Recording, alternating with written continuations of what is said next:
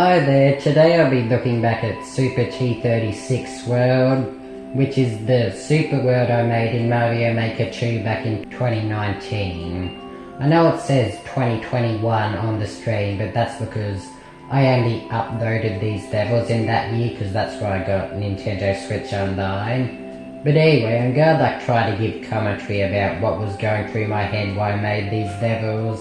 Because looking back on it, this is a pretty bad super world, so let's get into it. So 1-1 starts off as a pretty normal level, right? Looks pretty normal, but there's spikes. And already we've met our first design flaw in this super world. This is technically a blind jump, because if you jump at the wrong spot, you'll hit those spikes. Now we jump up here and we already get a checkpoint because it was the first level and I was trying to go easy. Now this part is bad for the first level in a game because you really don't know which way you're supposed to go. Like, there are multiple ways. You try to go to the right usually, but that's a dead end. You're supposed to just be like rewards. And there's actually a platform on that track, but you can easily miss it, and that's the whole level. So moving on to 1-2, which is a pretty standard underground level. I want it to be like a real Nintendo game where level 2 is usually an underground level. The main theme of this level is breaking, well not really breaking, like hitting these blocks to move forward in the level. And I don't really think that's a good theme for a level looking back, but this isn't a bad stage. 1-3 is actually the first level I ever made in Mario Maker.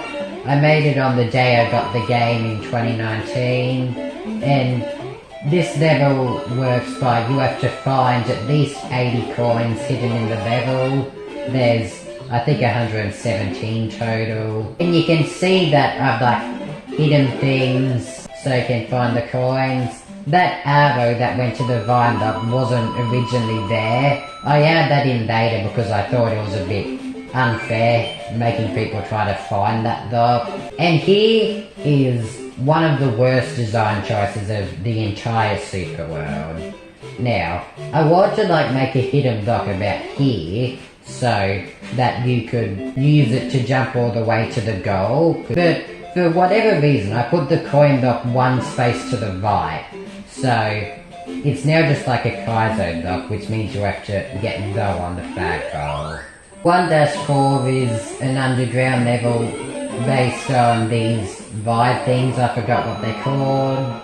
Now coming up here, we have a very hard part, like much harder than the rest of the level. Like that jump is so hard for World 1. Like, I should have made that part a bit easier looking back. And because this is the last level of World 1, I've included a boss. Now, I tried to make this boss fight easy since it's World 1, but this is too easy. Like, you just have to jump up and hit a power block to win. Moving on to World 2, we start with this level, which is one of the levels that I'm actually the most proud of. It features this Yoshi and uses the abilities of the Yoshi so you can get through. Halfway through the level you reach this checkpoint. At the checkpoint you hit an on-off switch for the only time in the level, and this turns all of these blocks solid. So using these new solid blocks, you make your way back through all of the level. And there's also a bonus area you can now get to up here now that blocks are active. And anyway, now we made it back to the beginning, but since the blue dotted line blocks are now solid, we can go up the top to reach a door at the far left of the level, which takes us to the goal. 2-2 is a basic auto-scrolling level based around these yellow lifts. There's nothing exciting to say about this stage, so I'm gonna skip it. 2-3 is another clear condition level. Wait, you have to defeat 5 Goombas. This part here, with the Green Koopa, was inspired by Mario 3, if I remember correctly, because there are some parts of World 2 in that game where you had to break block structure using a shell.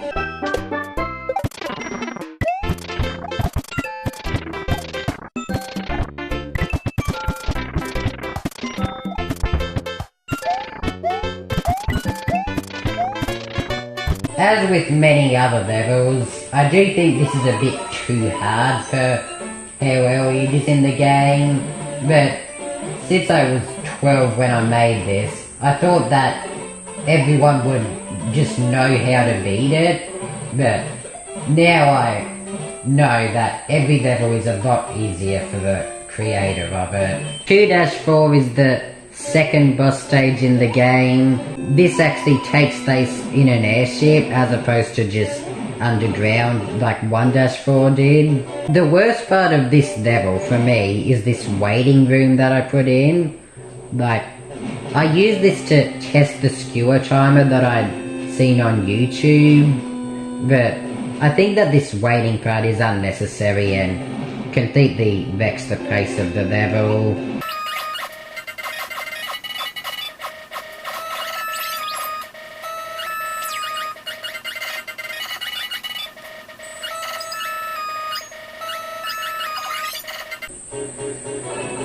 The boss fight itself is a lot better than the one in World 1, but again, I think that it's a little bit too easy. Before I finish this level, there's something I want to show you. If you fall down at the right spot, you'll land here and skip the entire boss fight. Like, that's the door you come out of after the boss. Now, that wasn't intended, I just noticed it when I was fear checking this level and accidentally fell down there. It's not a dev route, but this was 3 years ago. 3-1 I think is the second level I made. It's an ice level based around war jumps. Now this level also features a secret path, and unlike the one in 2-4, this is actually a good one. Here you're supposed to go to the left and go into that door, but if you catch your propeller suit from a pipe at the beginning of the level, you can actually go this way. And if you time it right, you can actually get to this secret little area here that was supposed to look like a house with a chimney. I know it doesn't look like that at all, but when I was making this level, that's what it was supposed to look like. And then you finish the level. 3-1 was actually one of my favourite levels in this Super World. 3-2 I don't like much at all. First up, it starts with sound effect spam. Then there's this really annoying section where you have to lure these boos away from a door, so you can hit an invisible lock below the door to get into it. And this is actually supposed to be a ghost house level, even though the first part of the level is actually the hard part. One bit I do like is that the first time you reach the checkpoint, if you stay on this snake block from the first section, then you can make it into this pipe that leads to a reward room. I had to time this section so much so that you went through this moving just at the right time. But at the end of this level, for whatever reason, I put a death trap in. I have no idea why I did this. I must have thought I was being funny, but this sucks. 3-3 also has a clear condition to get all the coins in the level. It starts with tricking you to go this way, but your path getting blocked off by an off-screen contraption. I found this really funny when I made the level, and I still find it pretty funny. After the first part, you go into this subworld, which is just a big maze that you need to get all the coins in. Looking back, I like the design of this maze, but I should have made it all the coins you need to get. Should have said like at least 80 out of 93 or something. Because it's a bit tedious trying to find all the coins in this level if you don't know where they are. 3-4 starts with Mario falling down this tower. Then you reach this checkpoint at the bottom and have to climb up the tower to reach the boss fight.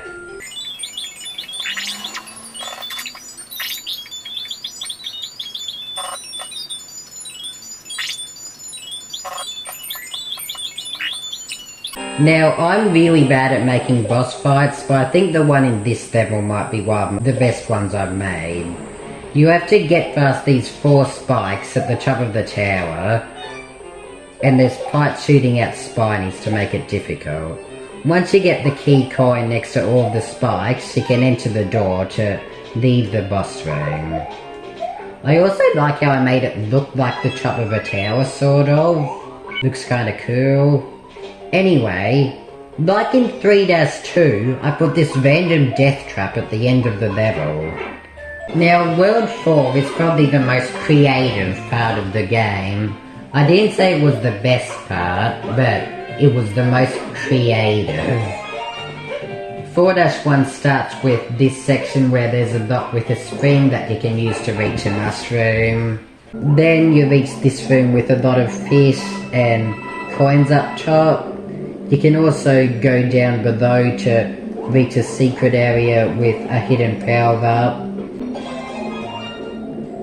And a star.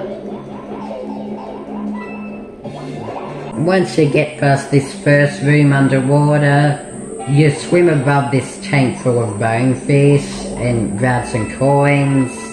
Get around the tank, you move into this room. So you're probably wondering why I'm explaining this level in so much detail, but you'll understand soon enough. Then you get into this room and move into these 3 suspicious platforms. Then you reach the checkpoint and the second half of the level is significantly less exciting. 4-2 is an upside down level that isn't very interesting at all. Well, it's not very exciting except for this last part where it looks like you're doomed, but a star comes out of the pipe, and using the star, you can defeat all these enemies to swim through this maze. Or you can go below the maze and knock at the top of the flag. Anyway, I don't like this design choice at all because a lot of people could miss the star and not like the level. I thought I was very smart when I made the level 4-3, and even though now I don't like it as much, I can see why I did. Because it's based very much on 4-1. Instead of a visible lock with a spring, it's an invisible one that you have to remember the location of, and as a reward, this lock now contains a 1-up instead of a mushroom. Going through the pipe, you get led to this room that used to have a lot of fish in 4-1, but now, although it's the same room, it doesn't have much at all. Now here, you swim inside the tank of bonefish that you peacefully swum around in 4-1. Like, it's not much of a threat, but at the time I thought this was such an exciting level. Anyway, now you go through this fight that... And you go past a version of 4-1 that looks a lot more dangerous. Back into this room, you'll find the right side, which used to have a checkpoint, is now blocked off, and these 3 suspicious platforms now have doors, and these doors take you to 3 different rooms where you have to find a red coin. The first 2 are based on parts of 4-1 but made harder, but the third room is completely new, and it's not very exciting. You just use a fire flower to defeat a bunch of enemies and that's it. 4-4 is another level that I tried to be creative in, and I actually still like this design because I haven't seen it done in any other level, even though it probably has been. This first part, which takes place on an airship, because this is still a boss stage. I died! Like I was trying to say, the first part of this stage takes place on an airship, where you make it to the end and it seems like there's nowhere to go except up. So then you go to the left and you can enter this door, which takes you back to the start, but now you have a Mega Mushroom. Using the Mega Mushroom, you can make it to a new part of the level. The second half of this level uses a similar concept, but developed much further.